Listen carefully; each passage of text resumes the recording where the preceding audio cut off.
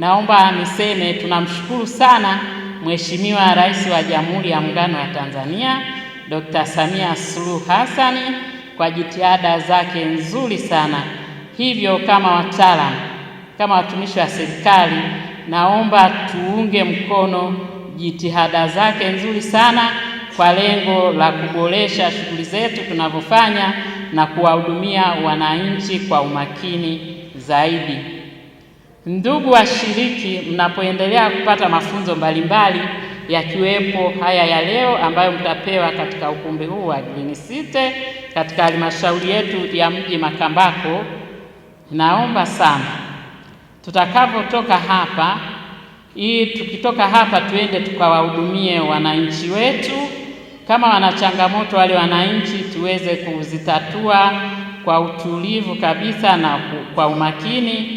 Kama kuna changamoto yoyote, na imani kwamba sote tulikotoka kuna wakurugenzi, basi kama kuna jambo lolote tuwashirikishe wakurugenzi ili tuweze kuzitatua changamoto za wananchi wetu, kwa maana sisi wataalamu jukumu letu kubwa ni la kuwahudumia wananchi wasiwe na masononeko wala manunguniko kwa serikali yetu, kwa maana sisi kama wataalamu tunaiwakilisha serikali. Tunatakiwa kuwa na heshima na utulivu tunavyowahudumia wananchi. Wale wananchi tunajua kule vijijini mazingira yao wanavyoishi, kwa hiyo tuweze kuwahudumia wananchi, lakini tufanye kazi kwa ufanisi na kwa weledi kabisa, ili wananchi waweze kuipenda serikali yao, ambapo sisi tunakuwa tunamuunga mkono rais wetu wa Jamhuri ya Muungano wa Tanzania.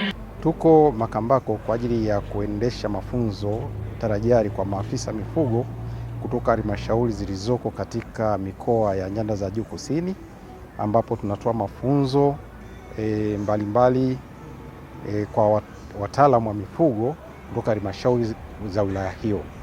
Na malengo ya mafunzo haya ni kuwajengea uwezo wataalamu hawa ili kuongeza ufanisi katika utendaji wa kazi zao za kila siku. Na tunategemea kwamba baada ya mafunzo haya kufanyika, tunategemea kwamba ufanyaji kazi na ufanisi wa wataalamu hawa utaongezeka. Mafunzo haya yameanza toka mwaka 2022 mpaka mwaka 2025.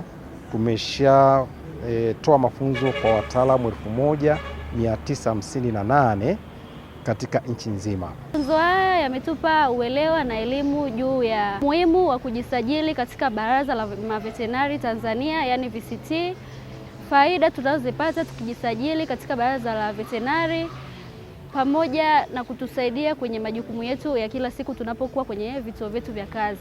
Lakini pia mafunzo haya yamelenga kutueleza na kutuelimisha kuhusu uongozi, faida zote zitokanazo na uongozi, pamoja na sheria zote ambazo zinatakiwa uzifate ukiwa kama mtumishi wa umma. Nashukuru wizara kwa kuandaa hii program, yani mafunzo rejea, na tumeona kwamba ni ya muhimu sana. Ni kwa sababu kwanza yanatufanya sisi tuweze kuwa na uwezo mzuri katika maeneo yetu ya kazi.